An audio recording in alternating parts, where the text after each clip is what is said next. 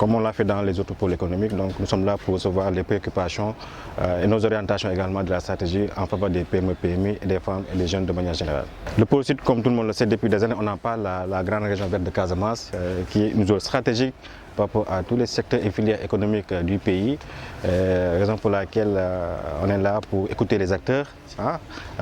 Nous aussi, en tant que structure étatique, donner les orientations de la stratégie et pour essayer de voir comment aider, comment faciliter la politique de développement des PME et PMI, adaptée au potentiel qui existe au niveau du pôle sud, comme tout le monde le connaît, et aussi prendre en charge également les contraintes pour en faire des opportunités et proposer des réformes qu'on est en train de faire à l'autorité.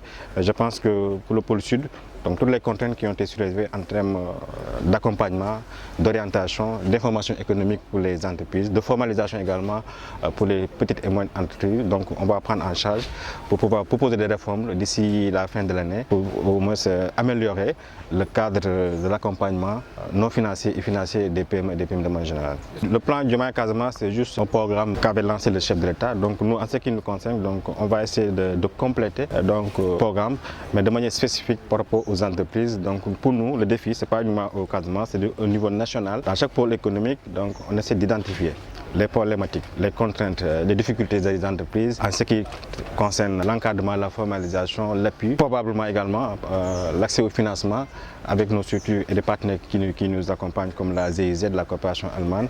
Donc toutes ces problématiques, donc, on va essayer de les répertorier et de proposer des solutions adaptées dans chaque pôle économique pour l'atteinte de nos objectifs de développement des entreprises, comme ça a été fixé par le Premier ministre et le Président de la République. L'état des lieux, je l'ai dit tout à l'heure dans mon discours, la semaine passée, pas plus tard, j'étais là avec le ministre de l'Industrie et du Commerce, juste pour dire qu'au-delà même de la politique industrielle et commerciale du ministère, de manière stratégique, donc nous on se fait focus sur les questions d'entreprise, de PME, des PME, toutes petites entreprises, et même les porteurs de projets.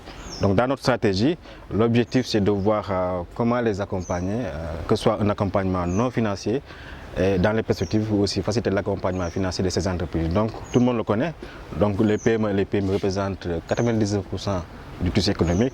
Et quand on se réfère au pôle sud, qui est vraiment une région stratégique pour nous, mais qui demande beaucoup plus d'appui au-delà même du plan Diomaye Casamance, donc à tous les niveaux comme dans d'autres économiques, donc d'être à l'écoute des entreprises et de trouver des solutions. Donc c'est pas compliqué, hein?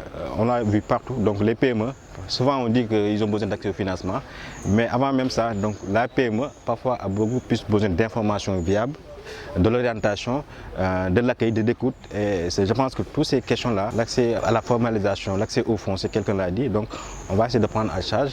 Et nous, dans notre stratégie, on va proposer des réformes opérationnelles et adaptées à toute entreprise, donc que ce soit le secteur de l'entrepreneuriat jusqu'aux petites et moyennes industries. Il y en a ici en Casamance, pas beaucoup, mais il y a des petites et moyennes industries formelles qui existent ici, donc dont une de nos structures comme le bureau de mise à niveau, bien l'ADPME, accompagne au niveau du pôle sud. Mais ça ne suffit pas. Nous, on veut élargir l'échelle au niveau beaucoup plus stratégique d'entreprises formelles fortes, capables de résister et de recruter des jeunes.